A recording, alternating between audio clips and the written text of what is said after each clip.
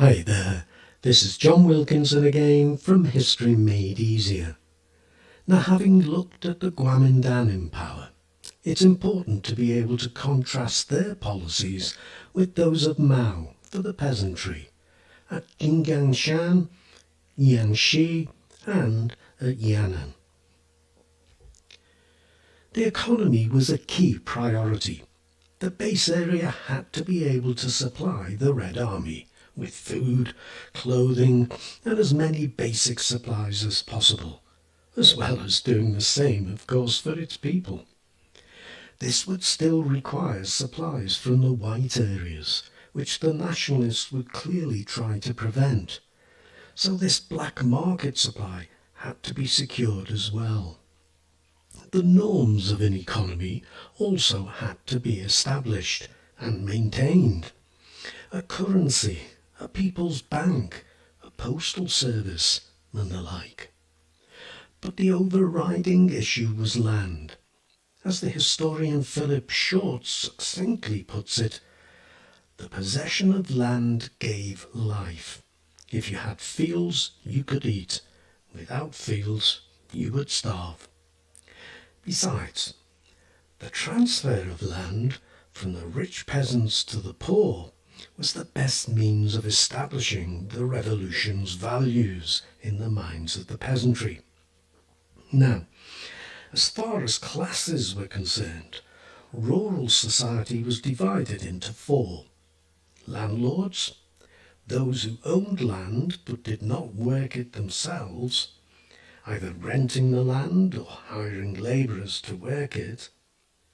Rich peasants, who worked their land but also hired labour or rented some land. Middle peasants, who either owned land or rented it, but in either case worked it themselves. And poor peasants, who owned a little or no land, but laboured for others. Mao favoured a radical but simple approach to the land issue. All land should be confiscated and redistributed equally according to the number of mouths to feed in a family. No other factor should be considered, though in trying to ensure equal treatment, he did add that the rich peasants shouldn't keep only their best land, so that their poorest land was the land to be redistributed, but rather they should have a mixture of good and poor land. All land would be notionally state-owned, and peasants wouldn't be allowed to sell it. For Mao, and he was literally on the ground, this had the advantage of simplicity, and it ensured that every family had the chance to feed itself. He was also concerned not to alienate the peasantry unnecessarily when their support was needed. The party leadership, however, was split. There were those who favoured redistributing land on the basis of labour power, that is, the ability to produce crops. This would maximise food production, and remember the Red Army needed to be fed too, but it would favour the richer peasants, who had farm animals as well as capital, and so more labour power. Others favoured redistributing land according to class, but this could result in food shortages if poorer peasants were given more land than they could cope with. And besides, how would classes be defined? It wasn't always straightforward, and how much land should be taken from the rich peasants? It was ultimately decreed that all landlords' land would be taken, and nothing allocated to them when the land was redistributed, which meant that many starved. The land belonging to the rich peasants would also be redistributed. They would receive land according to their labour power, but they would receive only the poorest land. The better land would go to the middling peasants, and the poor, on the basis of the number of mouths they had to feed. To ensure the decree was followed, the leadership set up a land investigation movement, and Mao was put in charge of it. As he had feared, it proved a complicated business. Not only were classifications impossible to apply even-handedly, for example, dealing with a small landowner who was actually quite progressive, or at the other end of the spectrum, dealing with a poor peasant who abused his opportunity and became a tyrant.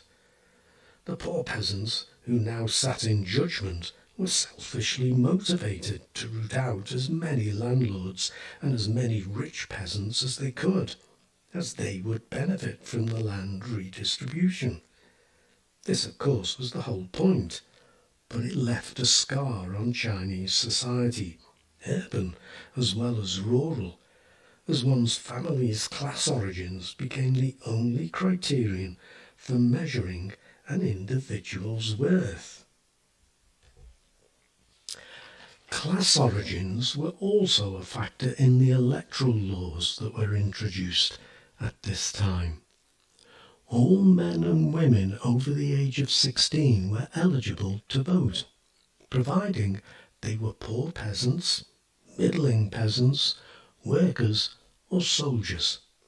This meant that landlords, rich peasants, merchants, also priests and monks, and in the kind of catch-all that was frequently used, all other ne'er-do-wells, were excluded. Candidates had to be nominated by local party committees, and of course had to meet satisfactory class status as well as political performance, which Mao made clear meant right thinking. Mao insisted that a quarter of those elected must be women. Voting was conducted in public by a show of hands, and required 90% of the electorate to take part in order for it to be valid. This last stipulation could be seen as either exceptionally democratic or else as a means of exerting a close watch on people, and so close control. Mao also set about democratizing and bringing a sense of equality to women socially, attacking what he called the feudal patriarchal ideological system of traditional China. He believed in sexual freedom for women, but he believed that the key to women's liberation lay in changes to the institution of marriage. Consequently, the first law he enacted in the Chinese Soviet Republic, and later in the People's Republic, gave women equal rights with men, both with regard to marriage and divorce. Of course, there were winners and losers in doing this, and not everyone was pleased. To appease the fears of soldiers, a clause was written in to the effect that wives of soldiers could only divorce if their husbands agreed. Elsewhere, some women were so taken with the newfound freedom that they married 3 or 4 times in as many years. For older peasants, it seemed that their marriages, which could be taken for granted and perhaps abused, were now far less secure, whilst for young men, who might not be able to afford the price of a wife for years, if ever, the new law seemed a blessing. Mao regarded it as one of his greatest achievements. This democratic marriage system has burst the feudal shackles that have bound human beings, especially women, for thousands of years, he said. And so, economic, political and social changes introduced in the different Soviets Mao was responsible, or at least partly responsible for. Given that China was overwhelmingly a peasant society, they are important, standing in sharp contrast to the policies of the nationalists. And though they were by no means universally popular, they had the support of far far more people than the Nationalists' policies. Now don't forget, there's my website, History Made Easier, that's there to help you too. You should check it out if you haven't done so already. But for now, it only remains for me to thank you for listening and to wish you the very best of luck with your studies. Cheers.